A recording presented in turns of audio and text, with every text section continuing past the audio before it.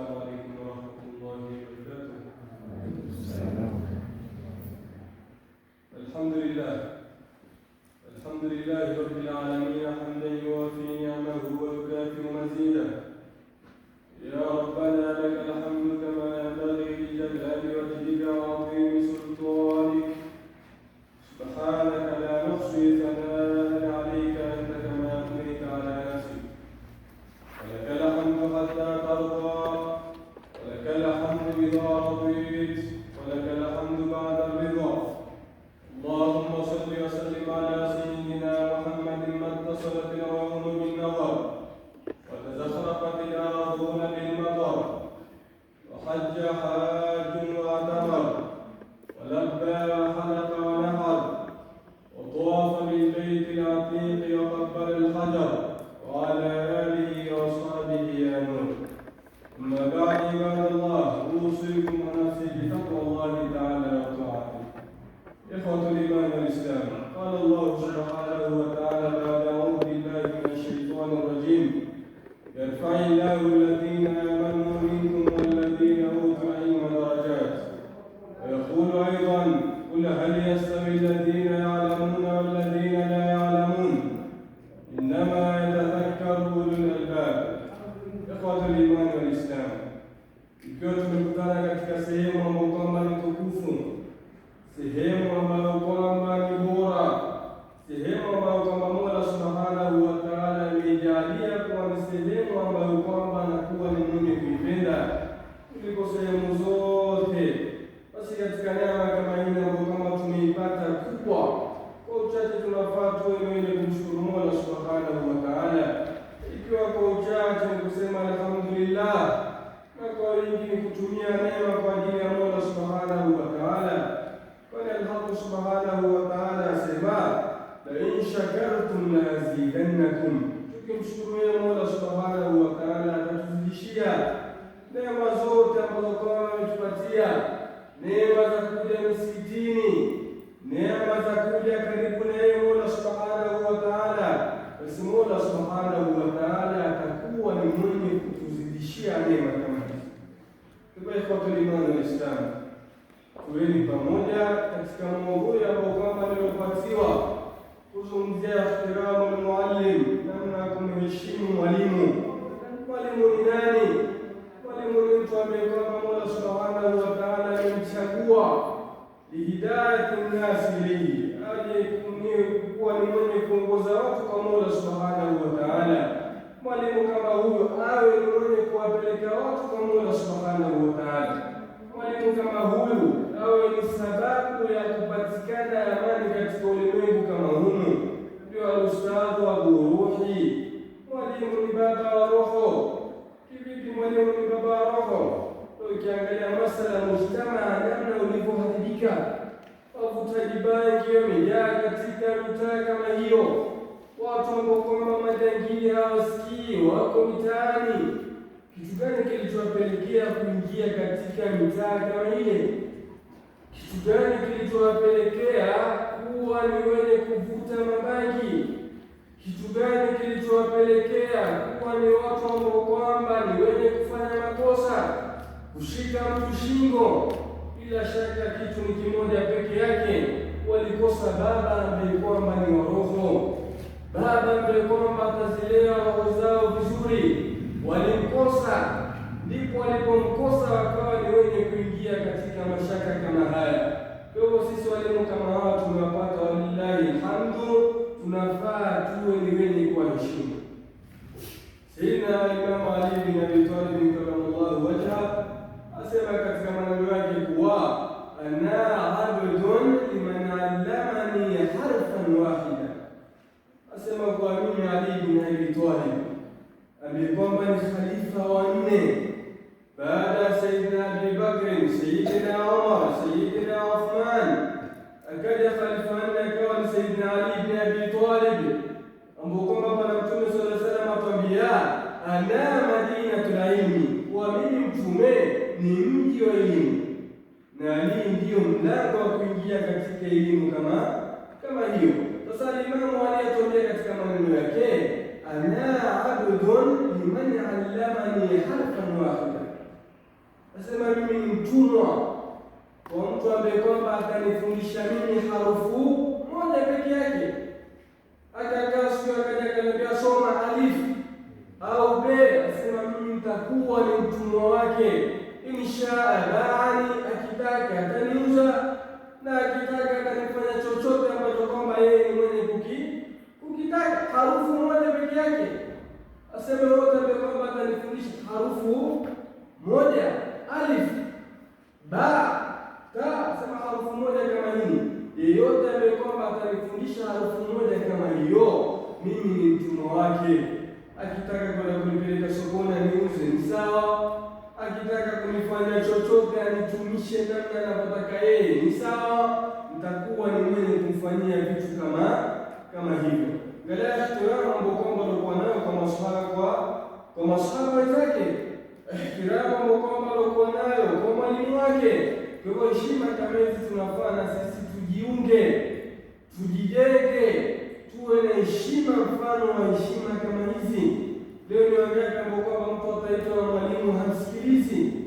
Wangapi ambao kwamba atatumwa na mwalimu hawatamsikiliza, hawatafanya? Ni wangapi miongoni mwetu ambao kwamba nazo akhlaqi kama hizi ambazo kwamba ni dhamima, tabia ambazo kwamba ni mbovu? Vipi leo mtu asiwe ni mwenye kumsikiliza mwalimu wake? Mwalimu msemo gani ambao kwamba anataka kukupeleka wewe? Mwalimu hataki wewe uvute bangi, mwalimu hataki wewe uwe jambazi, mwalimu hataki wewe uende ukaingie motoni. Kitu kikubwa ambacho kwamba anakifanya mwalimu kama huyu, kukushika mkono, kukupeleka katika janna ya Mola Subhanahu wa Ta'ala peke yake, hakuna cha ziada. Anachotaka uheshimu wazazi, anachotaka ukaingie katika pepo, anachotaka uheshimu Muislamu na usiokuwa Muislamu, anachotaka utoe sadaka, anachotaka usome, hakuna ziada. Sasa je, kwa nini leo tunakuwa ni wenye kuwavunjia heshima walimu kama hawa? Kwa hivyo tukisikia mifano kama hii ya salafu na swaleh ambao kwamba walipita, tunafaa tujijengee katika mifumo kama hiyo. Tumeangalia Imam Shafi'i na Imam Malik. Imam Shafi'i ni mwanafunzi wa Imam Malik. Siku moja kulikuja kadhia yenyewe, kuna mama alikuja akamwambia Imam Malik, "Abia Imam, ewe Imam, mume wangu ameniambia mimi kama si mzuri kuliko mwezi basi ashaniacha. Mimi si mke wake tena." Yule mwanamke akawa na huzuni, anafuata watu kuuliza, "Andaye bwana, wewe unaweza kuwa mzuri kama mwezi bwana? Haiwezekani, wewe si mzuri kama mwezi." Basi mwanamke akawa na majonzi, akamfuata Imam Malik. Akifika kwa Imam Malik akamwelezea ile kadhia. Imam Malik akamwambia, "Bwana, kisha wewe talaka tayari ishapita na huna nafasi tena kwake." Basi yule mama alitoka mlangoni akakutana na Imam Shafi'i, kwamba mwalimu wake ametoa kadhia kuwa yeye ameashika kwa sababu yeye si mzuri kama mwezi. Sasa alipotoka yule mwanamke akifika kwa Imam Shafi'i akamwambia, "Nisemaje mwalimu wangu?" Akamwambia Imam Malik, "Kitu ambacho kama ameniambia kwa talaka imepita na wewe si mke wangu, mimi si mke wako tena." Imam Malik Imam Shafi'i akamwambia, "La, Imam Malik mwalimu wangu, lakini amekosea katika hukumu aliyoitoa.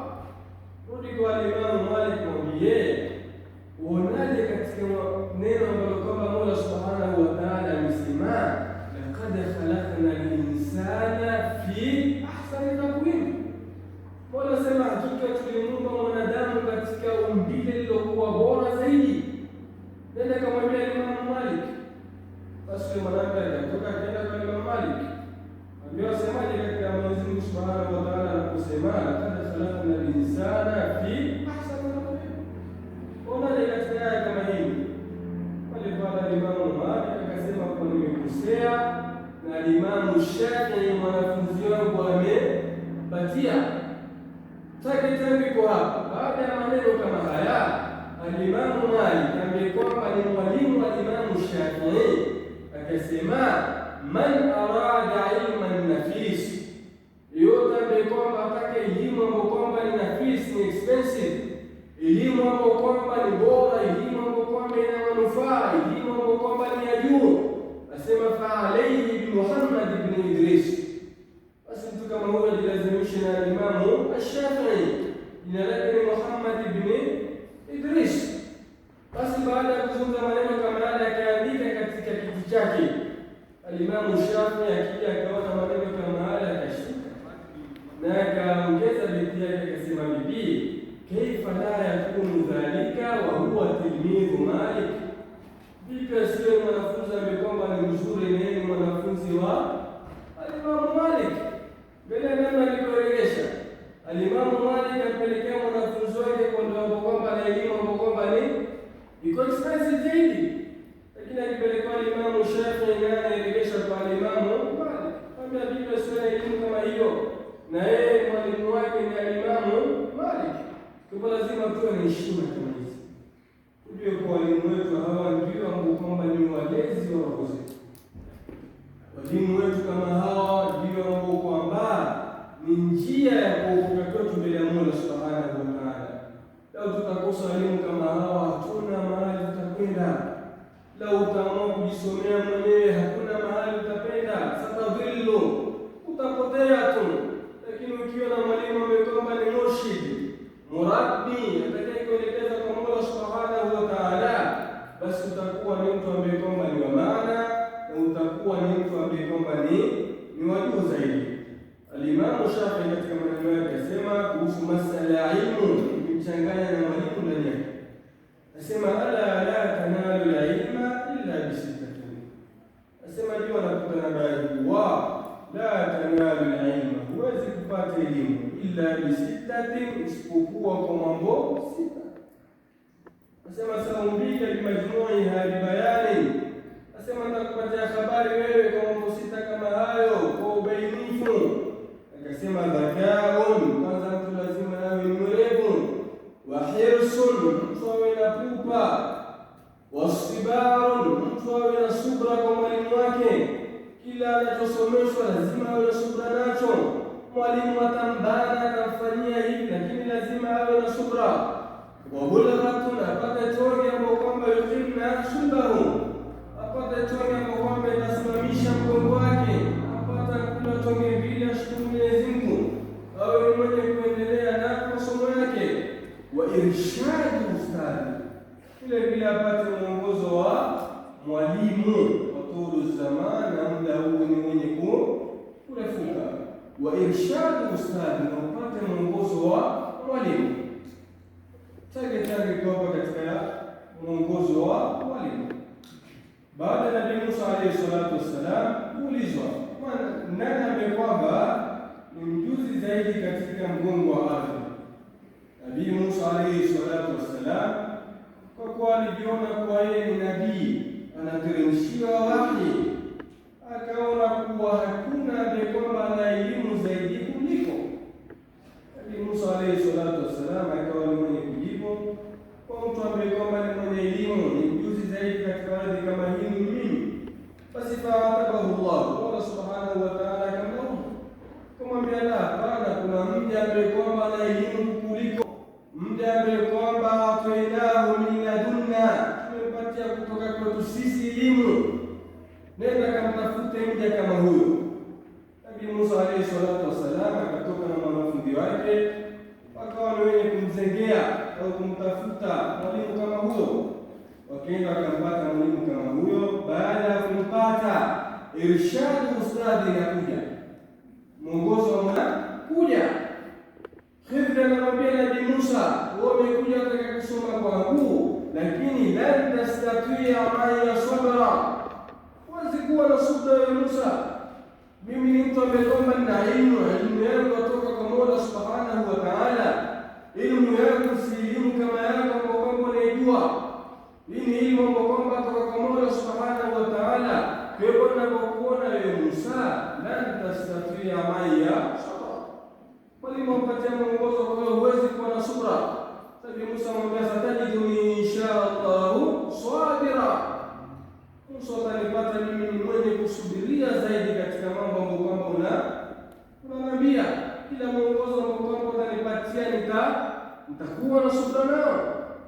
Mwalimu ambaye mwanafunzi huwezi kuwa na subra katika elimu kama hii, naweza kumwambia tu wamekwenda na Nabii Musa alayhi salatu wassalam, wafika mahali wataka kuvuka, akifika sehemu kamili akapatwa lifti katika jahazi, wamepanda jahazi, afika mbele na Nabii Musa akaichukua jahazi kama lile.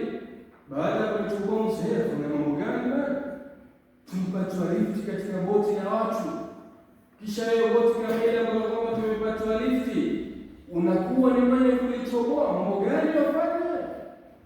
Ibrahim alikwambia bana, uwe na subra na usiulize kitu chochote, kuwa na subra, utapata elimu ambayo kwamba ni kubwa.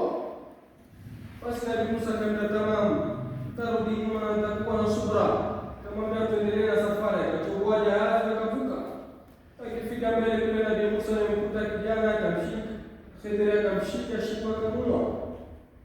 Bwana, tumeokoka katika bahari, haukutosheka na bahari, ule alipotuwe sote imeshindikana, tumevuka bahari, umemua kijana mmoja, mambo gani wafanye? Ambaye sinikwambia na subra kwa nikwambia uwe na subra. Basi Nabii Musa akamwambia sawa, basi nitakuwa na subra. Endelea na safari. Wameendelea na safari, wafika mbele kwa kuwa wanasikia njaa kweli kweli. Nabii Musa akamwambia Khidr, hapa lazima tuombe chakula. Akaenda akaomba chakula, akakatazwa. Gonga nyumba kadhaa, akakatazwa. Kufika mbele akakuta kuna nyumba, kuna ukuta ambao kwamba ataka kuanguka. Wajada fiha jidaran yuridu an yanqadha fa aqama. Basi Khidr alimwambia Musa, bana, tusimamisha ule ukuta usianguke. Musa muuliza, chakula ametukataza, maji ametukataza, kisha tuwajengea ukuta hao watu kama hao, hatuwezi fanya kitu kama hicho. Ambia wewe, mimi si mwalimu wako, si nilikwambia uwe subra, si nilikwambia ukubaliane na matokeo ambayo kwamba utayapata njiani, kuwa na subra, na baada ya hapa sitaki kufuatana na wewe. Basi baada ya hapo mwalimu akampatia mwongozo wa wanafunzi, akamwambia kwa yote ambayo kwamba aliyofanya ni elimu kutoka kwa Mwenyezi Mungu. Mimi nilipotoboa jahazi, kulikuwa na Malik mfalme. Yule mfalme alikuwa kazi yake akiona boti ambazo kwamba ni nzuri akizichukua, lakini akiona kuwa ni boti ambazo kwamba haina yoyote, ni ila dogo, alikuwa akiziacha, kwa maana akichukua ili asiibe. Asema yule kijana ambaye kwamba nilimuua kule nje, kijana ambaye kwamba wazazi wake walikuwa ni wazazi ambao kwamba ni wema. Nasema wazazi kama hao baada ya kuwa ni wema, nilikuwa na elimu na kujua kuwa huyu kijana ni mwovu na atapelekea wazazi wake kwenda motoni. Asema elimu yake ikanikataza kumwacha kijana apeleke wazazi motoni. Asema walipoona hili ikabidi muue ili wazazi wasiingie motoni. Akapenda ule ukuta bana, pale chini kulikuwa na mali ambazo kwamba ni za mayatima wawili. Kwa hiyo ule ukuta ulikuwa umewekwa ni alama kwa wajue kwa mali zao ziko sehemu kama hiyo. Ndio lao ule ukuta ungeanguka, wangesumbuka sana kutafuta mali zao, lakini tulipoelewa ukuta kama ule, wakajua sehemu yao ya mali ambazo kwamba zimewekwa. Kwa hiyo wewe Musa huwezi kuwa na subra na mimi kutafuta elimu kutoka kwa wewe, kila mtu ashike njia yake. Mtume sallallahu alaihi wasallam kwa mwenye kutamani akasema, rahimallahu Musa, Mwenyezi Mungu amrahamu Musa, leo angelikuwa na subra katika safari kama ile pamoja na mwalimu wake, tungepata elimu ambayo kwamba ni nyingi, tungefaidika na mambo ambayo kwamba ni mengi. Kwa hivyo ndugu zangu wapenzi, ndugu zangu ambao kwamba ni Waislamu wenzangu, mimi wenzangu, walimu ni kitu ambacho kwamba ni cha thamani sana. Walimu ni kitu ambacho kwamba ni cha thamani sana. Tosha kwa Mtume sallallahu alaihi wasallam asema kuwa al-ulamau warathatul anbiya. Wanazuoni ambao kwamba mnaona mashaikh ni mawarithi ya Mtume. Kiumbe gani utapata bora zaidi ya Mtume wewe? Hakuna isipokuwa wanazuoni. Wamustazi waliokaa hapa hawakukosa kazi, kuja hapa kukaa wanaandalia mambo kama haya, hakukosa kazi. Kila mtu ana kazi yake, kuna Ustadh Juma, kuna Ustadh Ali, Ustadh Hassan na maustadhi wengine wote, kila mtu ana kazi yake. Lakini kwa nini waje sehemu kama hii kuja kuongoza nini? Kwa hivyo jambo ambalo kwamba linapatikana kwetu sisi kama wanafunzi, tuwe na ihtiramu kwao, tuheshimu haya ya ihtiramu, upewa kuheshimu. Wamekwambia fanya kitu kadhaa, mheshimu. Mbona walimu wa shule wanaheshimu? Ukifikia mwalimu wa madrasa mdharau, kwa nini? Shule unaambiwa saa kadhaa ingia, shule unaingia. Mbona madrasa hujitemi kama hiyo? Mbona shule ukienda nguo zako hazipiga pasi, madrasa ukija nguo zimekujika? Mbona ukienda shule ukija madrasa huogi? Mbona shule unarauka saa 11 unaenda shule? Mbona madrasa unakuja saa 2 saa 3? Vitabu vyako ukienda shule vote vimetiwa kava ambazo kwamba za thamani. Mbona mswafu wako umekatika katika? Mbona unakuja madrasa kwa haya ambayo kwamba si nzuri? Hiyo ni qillatul ihtirami ma'al muallimin. Hii inaonyesha kuwa ni uchache wa heshima kwa walimu, kwa sababu haiwezekani kwa shule unaenda kwa haya ambayo kwamba ni nzuri, lakini ikifikia madrasa unakuja na haya ambayo kwamba ni mbaya. Hii bila shaka inaonyesha kuwa bado tuko nyuma na kuwadharau, tuko nyuma na tunaendelea kuwadharau walimu kama hao. Kwa inshallah taala walimu kama hawa wawe ndio kipaumbele kwetu, hasa walimu wa madrasa. Walimu wa shule watafundisha namna ya kuishi duniani kupata pesa, lakini mwalimu wa akhira atakufundisha namna ya kuishi vizuri duniani na namna gani kutoka mbele ya Allah subhanahu wa ta'ala. Ile kwamba tunaiona itaisha. Ala inna dunya ka ahlami na'imin wama khayru 'aishin la yakunu bidaimin falamma idha marita bi nafsi ladhatan fa afnaytaha fa hal anta illa ka halimin. Lazima ufikirie mambo kama haya. Wewe dunia leo uko, lakini siku 2-3 utaondoka. Kitu gani ambacho kwamba umekibeba mbele ya Allah subhanahu wa ta'ala? لو كانت الدنيا تعدل عند الله أو تساوي عند الله جناح بعوضة ما سقى منها كافرا شربة ماء. الدنيا يكون من الله سبحانه وتعالى كوينا قيمة، بس الله سبحانه وتعالى سيجبتها حتى كافر موجة توني لماجي يكون وزاني سوا na nzi mbu anatamani mbele ya Allah subhanahu wa ta'ala. Kwa hivyo tuwe na heshima na walimu zetu, tujue kwa hawa ndio mawarithi wa Mtume. Mtume sallallahu alaihi wasallam ameondoka, waliobakia ni wao. Kwa hivyo unapomwona mwalimu muone kwa sura ya Mtume sallallahu alaihi wasallam. Hawakupatiwa mali bali walipatiwa elimu. Yarfa'illahu alladhina amanu minkum walladhina utul ilma darajat. Hapo inshallah taala natumia, ikiwa nimepatia basi kwa tawfiki ya Allah subhanahu wa ta'ala, na ikiwa nimekosea basi ni udhaifu wangu na uvivu wangu, kutopenda kusoma na kutopenda kutwalii. Inshallah taala mtanisana inshallah. Assalamu alaykum wa rahmatullahi.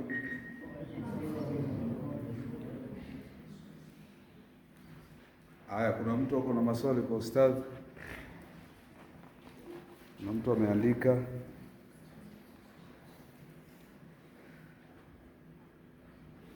Kuna mtu ako na swali upande hii jana?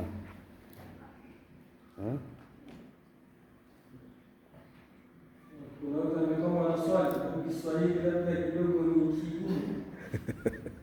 Maana ilitokea mushkila ya mwaka juzi. Kwa kadhalika kisomesha baadhi ya watoto pale, ila mbele Kiswahili chako kigumu sikielewi. Nikashangaa Kiswahili gani ambacho kwamba kinatumika. Kwa labda kidogo Kiswahili ni kigumu. Ni kuna mwenye swali yote? Al-Misali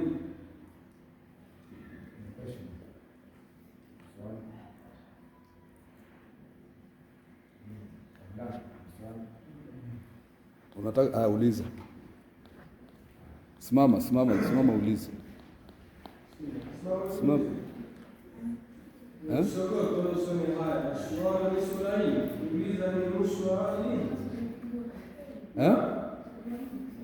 Hiyo ndogo ndo kubwa. Bismillah.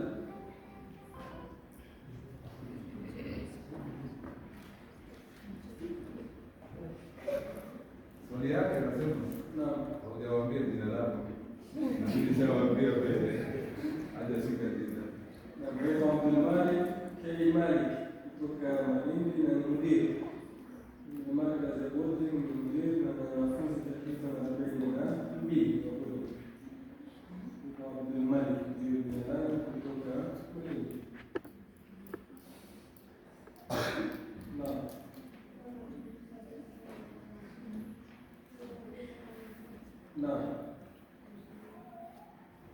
Sema Nabii Musa alayhi salatu wassalam ndio alikuwa na sura. Ni Khidr alayhi salatu wassalam ndiye alimfunza vitu vingi, sio? Baba alipata mambo mengi. Ukiangalia ile ya kwamba alisafiri Nabii Musa na Khidr, inamaanisha kitu cha kwanza kwa kuna elimu ambayo kwamba ni muktasab. Elimu ambayo kwamba muktasab ni elimu ambayo kwamba tunaisoma. Unakuja madrasa unasoma elimu muktasab. Kisha kuna elimu ambayo kwamba min ladunna, elimu min ladunna au elimu laduni, ni elimu ambayo kwamba Mola Subhanahu wa Ta'ala yuhibuhu ala man yasha. Mola Subhanahu wa Ta'ala mpatia anataka. Umefahamu? Kwa hiyo utakuwa kwa elimu ziko sampuli mbili. Kuna muktasab na laduni. Laduni Mwenyezi Mungu Subhanahu wa Ta'ala anampatia mtu bila ya kuitafuta elimu kama hii. Mtu anaamka tu mashallah anajua vitu, kichwa chake kiko vizuri. Ndio amesoma mambo mengi sana. Umefahamiana? Itoshe tu kwa alijua kule kijana kwa wazazi wake mbeleni watakuwa ni wenye kutiwa motoni lao kijana angelikuwa mkubwa. Umefahamiana vizuri sio? Mwingine wa kusali is'al maghfirah.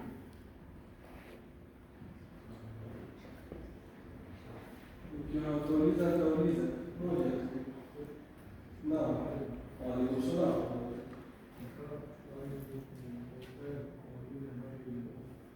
Mwalimu amesema nini?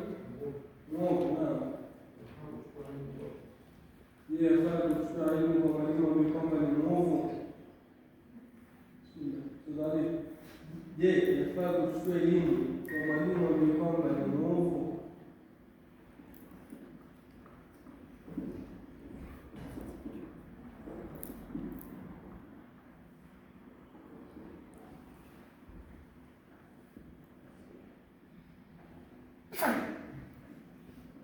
Assalamu alaikum warahmatullahi wabarakatuh. Na swali lilikuwa kwamba je, yafaa kuchukua elimu kwa mwalimu ambaye kwamba ni mwovu wa mwalimu ni nini? Kama labda pengine mwovu wake ni nini mwalimu huyo?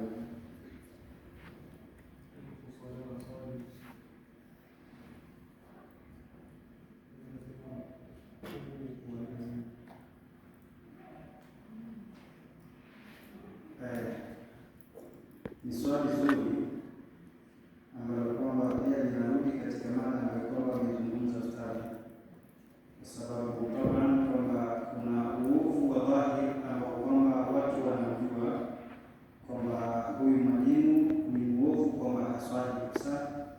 Kuna baadhi ya magamani pia ambao kwamba walikuwa hawaswali jamaa msikitini. Kuna ile kwamba mwalimu haswali kabisa, lakini labda pengine haswali na sisi msikitini. Au labda pengine tunamwona mwalimu mtabangi, mfano Mungu asitupe walimu kama hao, labda pengine ni mlevi au ni mwizi, au labda pengine anatembea na mabibi za watu. Sidhani kama kuna walimu kama hao katika walimu tulionao, lakini kama itatokea kwamba yeye ni mwovu, kwa sababu mwalimu anatakiwa kuwa role model wa hawa ambao kwamba anawaongoza. Yaani kwa mfano mwanafunzi akiswali nyuma, mwalimu anatakiwa awe mbele. Mwalimu mwovu inakuwa kwamba ni hatari, na katika vitu ambavyo kwamba yamekuja kuwa ni hadithi dhaifu, Mtume sallallahu alaihi wasallam alisema kwamba inni ghaibu dajjali akhwafu ilaykum, mimi kuna mtu ambaye kwamba namuogopea zaidi kwenu mimi kuliko hata huyo Dajjali. Nafikiria Dajjali tunaambiwa sasa amefundishwa Dajjali. Sasa anasema kwamba huyu namuogopea zaidi. Mtume akaulizwa ni nani huyo, akasema kwamba huyo ni mwalimu ambaye kwamba ni hatari, kwa sababu kabla ya kuathiri mtu kwa maneno yake anatakiwa kuathiri kwanza kwa moyo wake. Lakini kitu muhimu ni kwamba tunatakiwa kuhakikisha ikiwa kwamba huyu atakuwa na hizi tabia, labda pengine kuna kitu ambacho kwamba unakihitajia kutaka kujua, si vibaya kumuuliza, lakini haitakiwi mwalimu kwa hivyo. Sasa je, wewe ni haramu kwenda kusoma kwake? Si haramu. Kuna ule kwamba je, ni haramu kwenda kusoma au si haramu, lakini mara nyingi kwamba mioyo zina kawaida ya kwamba kumchukia mtu ambaye kwamba anakuwa na tabia, anaamrisha kwa mdomo, halafu vitendo vyake vinapiga yale maneno yake. Kwa mtu kama huyu inakuwa kidogo ni mtihani sana kuchukua elimu kwake, lakini sio kwamba ni haramu. Sawa? Kama kwa mfano nataka kujua kuhusu swala, yeye anajua swala, unaweza kwenda kumwambia nifundishe swala, hata kama yeye swala, lakini swala sahihi hilo unaweza kusoma. Unataka kujua kuhusu somo, kuhusiana na funga, unataka kujua kuhusiana na jambo fulani, unaweza kwenda kusoma kwake. Lakini sasa ile kwamba yeye awekwe ndio kiongozi katika jamii, au labda pengine huyu ndio mtu ambaye kwamba anatuongoza katika jamii yake, hapo sasa ndio kutakuwa kuna shida. Sawa? Umeelewa? Yaani kwamba ile unataka kwenda kusoma, unaweza kwenda kusoma. Lakini sisi tukisema kwamba huyu ndio tumweke kiongozi, basi hata jamii inaweza ipotea. Kwa sababu inaweza kukuta kwamba Uislamu ndio huu, na sasa hivi kuna shida kubwa kwamba kuna baadhi ya watu ambao kwamba wanafanya mambo kinyume na Uislamu, na kuna wengine ambao kwamba labda pengine wanataka kuingia katika Uislamu, lakini kwa sababu wamemuona Uislamu anafanya jambo ambalo kwamba sio zuri, anaona kama Uislamu ndio uko hivyo. Sasa kuna tofauti katika Uislamu na Uislamu. Na vile vile kwa huyu mwalimu kuna vitu viwili, labda pengine ana elimu lakini hana akhlaq, au tunaweza kusema hana akhlaqi au dini ambayo kwamba yeye amekuza. Tunaweza kwa labda amesoma elimu, kuna elimu ya dini, na ndio maana mmoja katika ulama nimesahau ameandika kitabu anasema ajitu, na wanaajabu kwa mtu ambaye kwamba ana elimu katika ulimi lakini moyo wake hauna elimu. Yaani mtu ambaye kwamba elimu anayo lakini hafuati, lengo la kusoma ni kufuata.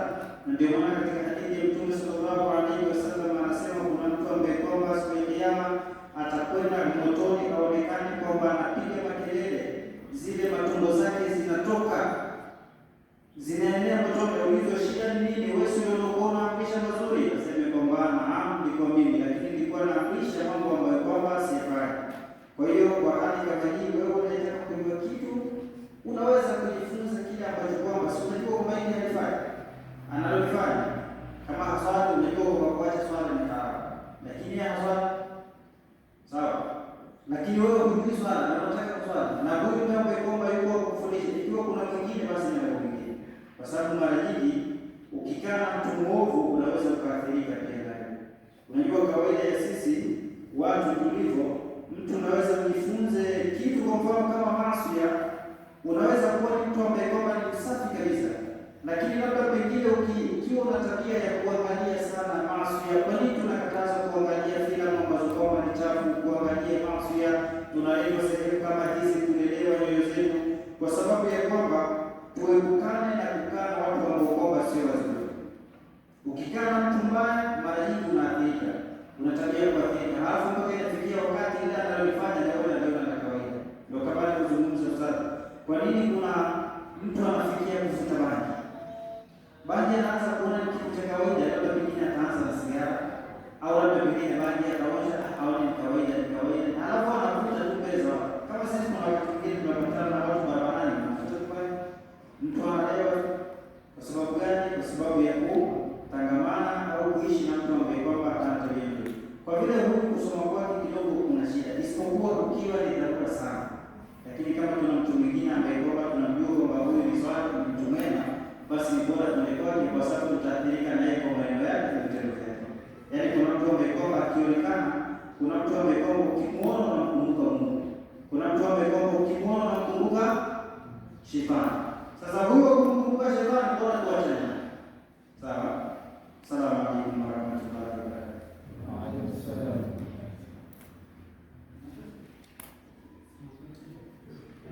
Kuna swali moja pale ya mwisho.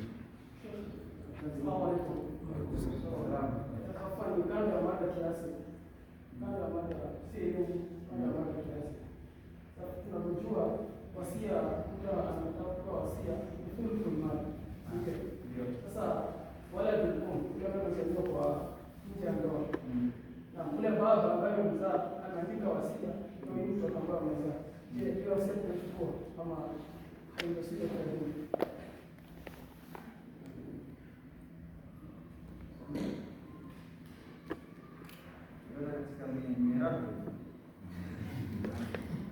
Mashaallah.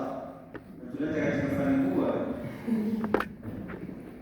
Ni swali zuri ambalo kwamba pia linahitajia, kwa sababu katika haki za mali, ile mali ambayo kwamba anaiacha maiti, kuna haki ambazo kwamba takriban 5. Sawa? Kuna haki ya Mwenyezi Mungu kama zaka. Sawa? Kama alikuwa hajatoa zaka kabla ya kurithi. Unajua sasa hivi mtu akifa tunakimbilia kurithi. Mtu amefariki leo hapo kwanza mali hawajui kwamba ametoa zaka, hajatoa zaka, hayo hayawahusu. Baba ameenda hija, hajaenda hija, hayawahusu. Baba ana madeni, hana madeni, hayo hayawahusu. Kwa hiyo kabla ya kurithi, kitu cha kwanza kuna haki za Mwenyezi Mungu, ikiwemo kitu cha kwanza ni ile kwamba kama hajaenda hija anafaa itolewe mali katika mali yake, watu waende hija kama ana pesa za kwenda hija na hajaenda, au alikuwa anadaiwa zaka, inafaa itolewe kwa sababu hizo ni haki za watu. Ana madeni yatolewe. Na pia katika kitu ambacho kwamba pia kinatolewa ni hiyo wasia. Wasia ambaye kwamba hafai kupewa ni urithi, la wasia taliwahi. Sawa? Mtume sallallahu alaihi wasallam amesema kwamba haifai kurithi yule kuwekewa wasia yule ambaye kwamba anarithi. Ama huyo ambaye kwamba harithi yoyote anaweza kuweka wasia. Sawa? Ikiwa kwa mfano kama hivyo ni mtoto wa nje ya ndoa, sawa, anaweza kwa sababu huyu si katika warithi, na yeye anaweza kumwekea wasia yote, ikiwa ni huyu ni mwingine yote, kitu fulani, na lazima ipitishwe. Maana shadidi kwa husni kubwa ni kwamba sasa hivi hivyo ndio vitu ambavyo kwamba watu wanakuangalia. Tukishapata mali, mzee amefariki, tena kwa sasa hivi hatari ndio kubwa, wakati mwingine hata huyo mtoto anaweza kumweka baba yake ili apate. Sasa huyo kwamba au alikuwa anasubiria baba yake afe ili apate. Tumeshapambana na kadhia kama hizo kubwa, lakini kulingana na muda hauturuhusu kuzungumzia yote, lakini kifupi ni kwamba mtu mwenye kitu chake anafaa kuhusia kitu chochote kumpatia mtu yoyote. Sawa? Ikiwa si katika warithi wake. Kwa hiyo huyo anafaa bila shaka. Sawa. Wa alaykum salaam wa rahmatullah.